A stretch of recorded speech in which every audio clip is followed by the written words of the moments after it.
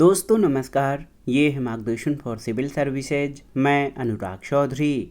दोस्तों विभिन्न प्रतियोगी परीक्षाओं के सामान्य ज्ञान और सामान्य अध्ययन खंड के लिए महत्वपूर्ण प्रश्नों के क्विक रिवीजन के अंतर्गत इस वीडियो में प्रस्तुत है सामान्य विज्ञान के महत्वपूर्ण खंड जीव विज्ञान यानी बायोलॉजी से संबंधित महत्वपूर्ण तथ्यों का संकलन, जो आपके आगामी परीक्षाओं जैसे यूपीपीसीएस प्रारंभिक परीक्षा, आरओ यानी समीक्षा अधिकारी, सहायक समीक्षा अधिकारी, लोअर पीसीएस और अन्य राज्य लोक सेवा आयोगों जैसे उत्तराखंड, बिहार, राजस्थान और एमपीपीसीएस द्वारा आयोजित परीक्षाओं के लिए बहुत ही महत्वपूर्ण है।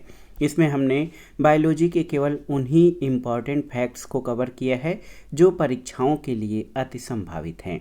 इस वीडियो में हम जिन महत्वपूर्ण टॉपिक्स को कवर करेंगे उसमें कंकाल तंत्र, श्वसन तंत्र, उत्सर्जन तंत्र, तंत्रिका तंत्र, रुधिर परिसंचरण तंत्र, मानव रुधिर के गुण और कार्य, अंतःस्रावी ग्रंथियाँ, जीव विज्ञान के प्रमुख आविष्कार और विविध तथ्यों से संबंधित महत्वपूर्ण प्रश्नों को कवर करेंगे। तो आइए शुरू करते हैं जीव विज्ञान से संबंधित महत्वपूर्ण प्रश्नों का भाग 2।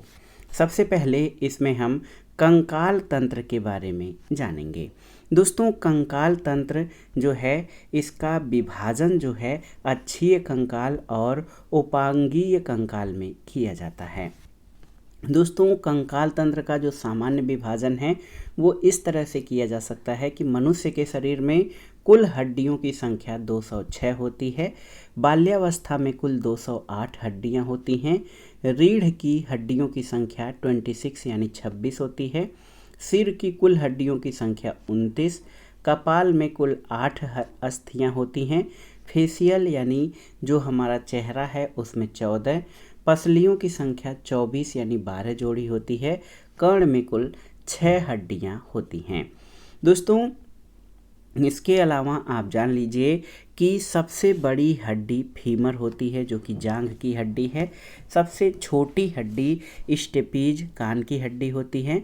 मांसपेशी और अस्थि के जोड़ को टेंडन कहा जाता है, याद रखिएगा, और अस्थि से अस्थि के जोड़ को लीगामेंट्स कहते हैं। कंकाल तंत्र के जो प्रमुख कार्य हैं उसमें शरीर को निश्चित आकार प्रदान करना, पेशियों को जोड़ने का आधार प्रदान करना, लाल रक्त कणिकाओं या लाल रुधिर कणिकाओं का निर्माण करना और शरीर के कोमल अंगों को सुरक्षा प्रदान करना, ये कंकाल तंत्र के प्रमुख कार्य हैं।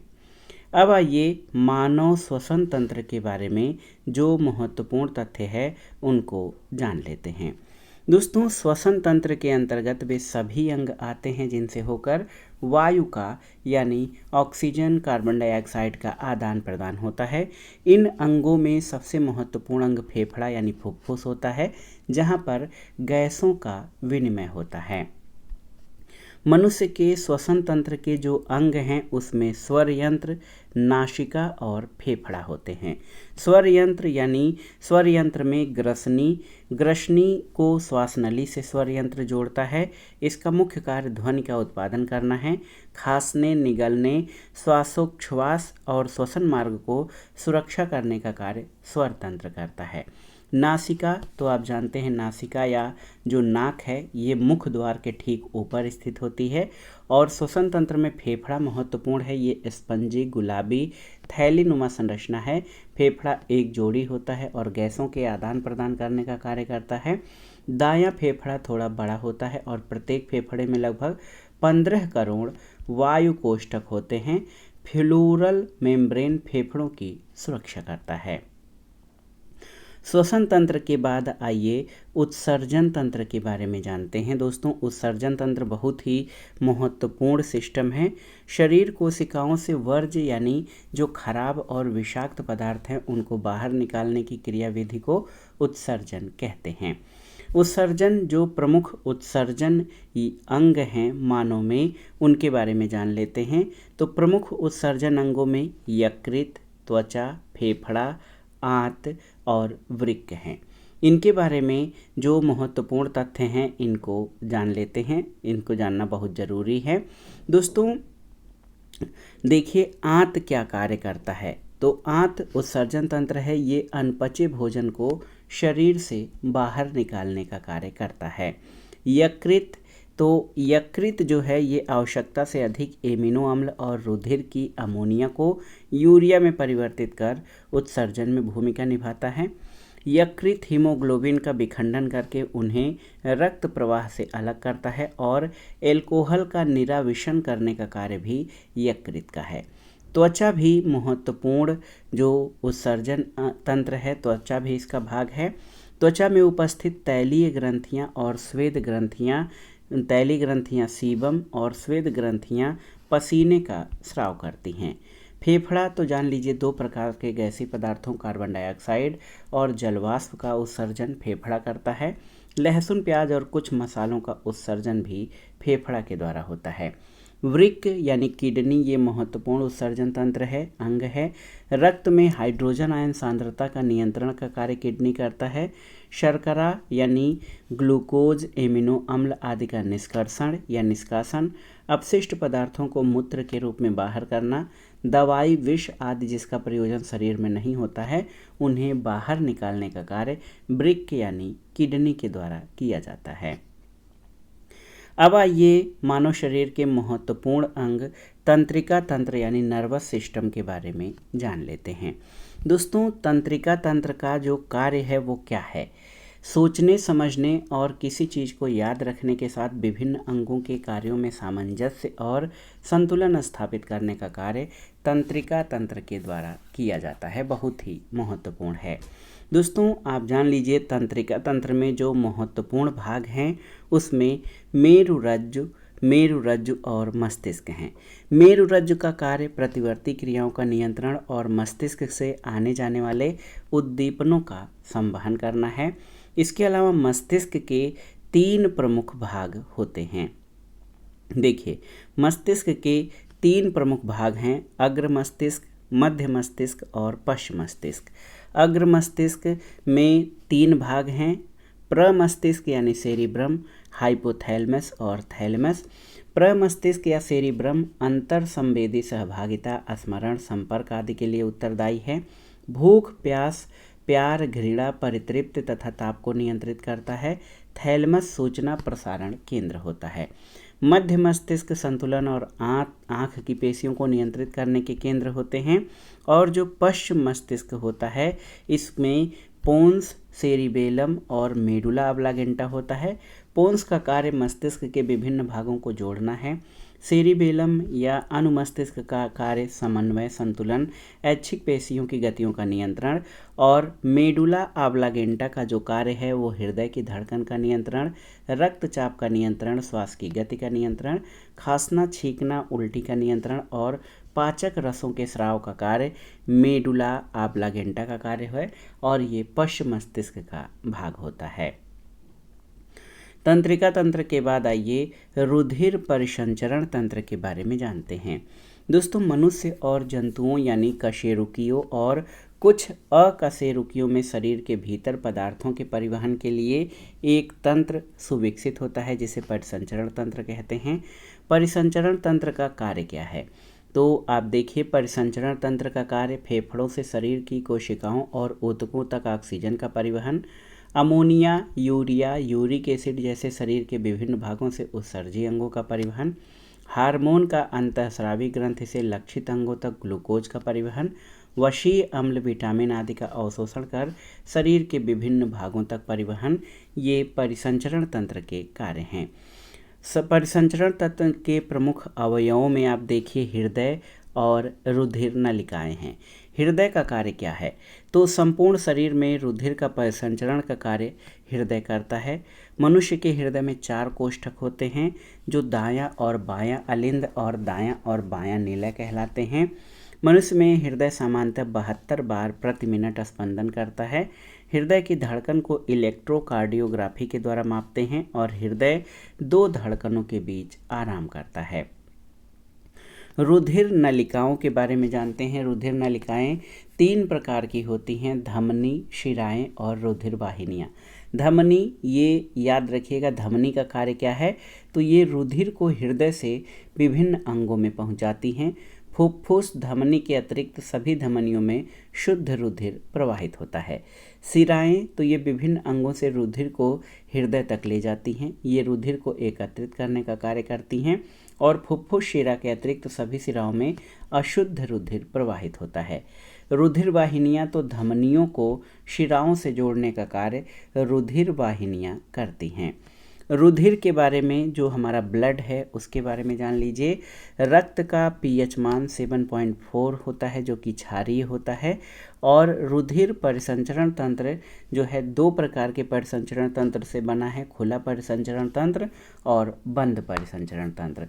खुला परिसंचरण तंत्र में रुधिर का दाब तथा कम गति से बहता है। तिलचट्टा, कीट, मकड़ी आदि में खुला परिसंचरण तंत्र होता है। बंद परिसंचरण तंत्र जो है उसमें रुधिर बंद नलिकाओं में बहता है, सभी कशेरुकियों में पाया जाता है। रुधिर दोस्तों तरल संवहनी संयोजी ऊतक है, जिसमें रुधिर कणिकाएं, प्लाज्मा, हीमोग्लोबिन, प्लाज्मा प्रोटीन आदि उपस्थित होते हैं। मानव रुधिर, दोस्तों मानव रुधिर की संरचना के बारे में जान लेते हैं। तो आप जान लीजिए कि मानव रुधिर में प्लाज्मा 55% होता है, जिसमें जल 91%, कार्बनिक पदार्थ और अकार्बनिक पदार्थ उपस्थित होते हैं। इसके अलावा आप देख लीजिए कि रुधिराणु जो होते हैं वो रुधिराणु किस प्रकार के हैं, तो रुधिराणु 45% होते हैं।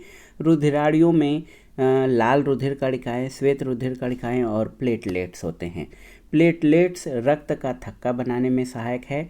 श्वेत रुधिराणु ये रोगों से प्रतिरक्षा करते हैं। और लाल रुधिर कणिकाओं में एंटीजन ए और एंटीजन बी उपस्थित होता है। एंटीजन की अनुपस्थिति में एक विशेष प्रकार का प्रोटीन पाया जाता है, जिसे एंटीबॉडी कहते हैं। दोस्तों मानव रुधिर में रक्त समूह यानी ब्लड ग्रुप की खोज कार्ल लैंडस्टीनर के द्वारा की गई थी। जो ब्लड ग्रुप हैं वो मुख्य रूप से ए, बी, ए बी और ओ हैं। तो ए ब्लड ग्रुप में एंटीजन ए और एंटीबॉडी बी उपस्थित होता है। बी ब्लड ग्रुप में एंटीजन बी और एंटीबॉडी ए उपस्थित होता है। ए बी जो ग्रुप होता है उसमें एंटीजन ए और बी दोनों उपस्थित होते हैं, एंटीबॉडी अनुपस्थित होता है, इसे सर्वग्राही कहते हैं। और ओ ब्लड ग्रुप जो कि सर्वदाता होता है, इसमें एंटीजन नहीं होते हैं, एंटीबॉडी ए और बी उपस्थित होते हैं, इसे सर्वदाता कहते हैं। ए बी ब्लड ग्रुप में एंटीजन ए और बी दोनों अनुपस्थित होते हैं, उपस्थित होते हैं, जबकि एंटीबॉडी नहीं होते हैं, इसलिए इसे सर्वग्राही कहते हैं। अब आइए प्रमुख अंतःस्रावी ग्रंथियों के बारे में जान लेते हैं। अंतःस्रावी ग्रंथियों में पीयूष ग्रंथि महत्वपूर्ण है, पिट्यूटरी ग्लैंड कहते हैं। अब देखिए कि इसे मास्टर ग्रंथि भी कहा जाता है और इसका भार 0.6 ग्राम होता है। बहुत छोटा सा जो है ये पीयूष ग्रंथि मस्तिष्क में होता है, ये बहुत ही महत्वपूर्ण है। प्रमुख हार्मोन जो उत्सर्जित होते हैं उसमें आप देखिए सोमैट्रोटॉपिक हार्मोन वृद्धि हार्मोन है, थायरोट्रॉपिक हार्मोन, वैसोप्रोसिन, ऑक्सीटोसिन और मिलेनोसाइट प्रेरक हार्मोन जो हैं ये पीयूष ग्रंथि से अंतःस्रावित होते हैं। अवटु ग्रंथि इससे थायरॉक्सिन, परावटु ग्रंथि से पैराथायराइड हार्मोन और कैल्सिटोसिन हार्मोन का स्रावण होता है। अधिवृक्क ग्लैंड जो होता है सुप्रारीनल ग्लैंड, इससे आप देख सकते हैं ग्लूकोकार्टिकॉइड्स, मिनरालोकार्टिकॉइड्स और लिंग हार्मोन ये अधिवृक्क ग्रंथि से स्रावित होते हैं। थाइमस ग्रंथि से थाइमोसिन, थाइमिन 1, थाइमिन 2 का स्रावण होता है। और अग्नाशय ये बहुत ही महत्वपूर्ण अंतःस्रावी ग्रंथि है, इससे अल्फा कोशिका ग्लूकैगान, बीटा कोशिका से इंसुलिन और डेल्टा कोशिका से सोमैटोस्टैटिन, एफ कोशिका से अग्नाशयी पॉलीपेप्टाइड का स्रावण होता है। अंडाशय ये एस्ट्रोजन हार्मोन का स्रावण महिला में और प्रोस्टेस्टेरॉन महिला में गर्भ का निर्धारण करता है। आइए देख लेते हैं चिकित्सा से संबंधित महत्वपूर्ण आविष्कारों के बारे में। विटामिन की खोज फंक ने की थी, विटामिन ए और बी की खोज मैकुलन ने, विटामिन डी कैल्सीफेरॉल की खोज हॉपकिंस ने, इंसुलिन की खोज बैटिंग एवं बेस्ट ने, पेनिसिलिन की खोज अलेक्जेंडर फ्लेमिंग ने, डीडीटी की खोज पाल मूलर ने, पोलियो टीका की खोज जॉन साल्क ने की थी। विषाणु यानी वायरस की खोज रूसी जीव वैज्ञानिक इवानोवस्की के द्वारा की गई। RH फैक्टर की खोज कार्ल लैंडस्टीनर के द्वारा की गई। BCG टीका यूरिन कालमेट के द्वारा, और DNA वाटसन और क्रिक के द्वारा इसकी द्विकुंडलित संरचना की खोज की गई थी। हैजा के रोगाणुओं की खोज रॉबर्ट कोच ने की। रेबीज टीका लुई पाश्चर के द्वारा खोजा गया। जेनेटिक कोड का निर्धारण भारतीय मूल के अमेरिकी वैज्ञानिक हरगोविंद खुराना ने किया, और चेचक के टीके का आविष्कार एडवर्ड जेनर ने किया था। मानव शरीर के कुछ महत्वपूर्ण तथ्यों के बारे में जान लेते हैं। दोस्तों, मानव के मस्तिष्क का जो भार है वो 1400 ग्राम होता है। इसके मूत्र का pH मान 6 होता है, यानी मूत्र अम्लीय होता है। इसका pH मान 7 से कम pH मान को अम्लीय कहते हैं। रक्त का pH मान 7.4 होता है, जो कि क्षारीय होता है, 7 से अधिक है। शरीर में कुल पेशियों की संख्या 639 होती है। शरीर का सामान्य तापक्रम 98.4 डिग्री फ़ारेनहाइट होता है। शरीर की सबसे बड़ी ग्रंथि यकृत है। सबसे बड़ी अंतःस्रावी ग्रंथि थायराइड है। और आप रक्त कणों की संख्या आप देखिए तो RBCs जो होता है, रेड ब्लड कार्पल्स की संख्या पुरुषों में 5 से 5.5 मिलियन प्रति घन मिलीमीटर होती है। महिलाओं में 4.5 से 5 मिलियन प्रति mm³। लाल रक्त कणों का जीवन काल 120 दिन होता है, और श्वेत रक्त कणों का जीवन काल 2.5 दिन होता है। हीमोग्लोबिन का प्रतिशत पुरुषों में 14 से 16 ग्राम प्रति 100 cc रक्त में होता है, और महिलाओं में 12 से 14 ग्राम प्रति 100 cc रक्त में होता है। शरीर की सबसे बड़ी पेशी ग्लूटियस मैक्सिमस है, और सबसे छोटी पेशी स्टेपेडियस है। तो याद रखिएगा, मानव शरीर की सबसे बड़ी पेशी ग्लूटियस मैक्सिमस और सबसे छोटी स्टेपेडियस है। कीटों के द्वारा कुछ संचारित रोगों के बारे में जानते हैं। तो निद्रा रोग ग्लासिना पाल्पेलिस के द्वारा, हैजा घरेलू मक्खी के द्वारा, टाइफाइड का संचरण पैडिकुलस के द्वारा, सुर्रा रोग टेबेनस मक्खी के द्वारा, कालाजार बालू मक्खी या सैंड फ्लाई के द्वारा, और चागास रोग खटमल के द्वारा संचरित होता है। जंतु विज्ञान की प्रमुख शाखाएं और इनके जनक के बारे में जान लेते हैं। रुधिर वर्ग की खोज कार्ल लैंडस्टीनर के द्वारा की गई। जीवाणु विज्ञान के जनक रॉबर्ट कोच हैं। आनुवांशिकी के जनक ग्रेगर जॉन मेंडल को कहा जाता है। जंतु विज्ञान का जनक अरस्तु को, चिकित्सा शास्त्र का जनक हिप्पोक्रेटस को, सूक्ष्म जैविकी के जनक लुई पाश्चर हैं। आधुनिक आनुवांशिकी के जनक H.J. मूलर। वार्गिकी यानी जो वार्गिकी वर्गीकरण विज्ञान, इसका जो प्रारंभ किया कैरोलस लीनियस ने। ये द्विनाम पद्धति के जनक माने जाते हैं। प्रतिरक्षा विज्ञान एडवर्ड जेनर के द्वारा इसका खोज किया गया, और उत्परिवर्तनवाद के जनक ह्यूगो डी ब्रीज हैं। अब आइए विभिन्न संस्थान और केंद्रों के बारे में जान लेते हैं। यहाँ से प्रश्न पूछे जाते हैं। DNA फिंगरप्रिंटिंग और नैदानिकी केंद्र हैदराबाद तेलंगाना में है। राष्ट्रीय कोशिका विज्ञान केंद्र पुणे महाराष्ट्र में है। राष्ट्रीय प्रतिरक्षा विज्ञान संस्थान नई दिल्ली में। राष्ट्रीय मस्तिष्क अनुसंधान संस्थान मानेसर गुरुग्राम हरियाणा में। जैव संसाधन और अस्थायी विकास संस्थान इम्फाल मणिपुर में स्थित है। कुछ विविध प्रश्नों पर आते हैं जो जीव विज्ञान से आयोजित जो परीक्षाएं हैं। सामान्य विज्ञान खंड में जीव विज्ञान के प्रश्न यहाँ से पूछे जाते हैं। EEG क्या है? तो इंसेफेलोग्राफी। तो याद रखिएगा EEG मस्तिष्क के अंदर से सिर की त्वचा में उत्पन्न वैद्युत गतिविधियों की अभिलेखन प्रक्रिया है। ECG यानी इलेक्ट्रोकार्डियोग्राफी, ये हृदय की वैद्युत गतिविधियों के अभिलेखन की प्रक्रिया है। EMG इलेक्ट्रोमायोग्राफी, तो ये मांसपेशियों और मांसपेशियों का नियंत्रण करने वाली नसों की जांच है। और EOG यानी इलेक्ट्रो आकुलोग्राफी, ये रेटिना की विश्राम क्षमता के मापन की तकनीक है। कोल्ड ब्लड एनिमल वाले जंतुओं में सांप, मगरमच्छ, छिपकली, कीट, गिरगिट आदि आते हैं। हाइड्रा में श्वसन अंग और रक्त प्रणाली अनुपस्थित होती है, और हाइड्रा में श्वसन विसरण के द्वारा होता है। साँड़ के वीर्य को कृत्रिम गर्भाधान के लिए -196 डिग्री सेल्सियस तापमान पर तरल नाइट्रोजन में संग्रहित किया जाता है। और लैक्टोबैसिलस का उपयोग दही बनाने में, राइजोबियम नाइट्रोजन स्थिरीकरण में, ईस्ट एल्कोहल उत्पादन में और एस्परजिलस साइट्रिक अम्ल बनाने में किया जाता है। साइट्रिक अम्ल खट्टे फलों में नींबू, संतरा और ब्यूटेरिक अम्ल मक्खन में पाया जाता है। तो याद रखिएगा, नींबू और संतरा में साइट्रिक अम्ल और ब्यूटेरिक अम्ल मक्खन में पाया जाता है। दोस्तों, किसी वृक्ष की आयु इसमें मौजूद वार्षिक बलियों को गिनकर किया जाता है। ऑडियोग्राम कान से संबंधित है। मेमोग्राम वक्ष यानी सीना छाती से संबंधित है। कार्डियोग्राफ हृदय की गति को अभियंत्रित करने वाला उपकरण है। और MRI इसका फुल फॉर्म है मैग्नेटिक रेजोनेंस इमेजिंग।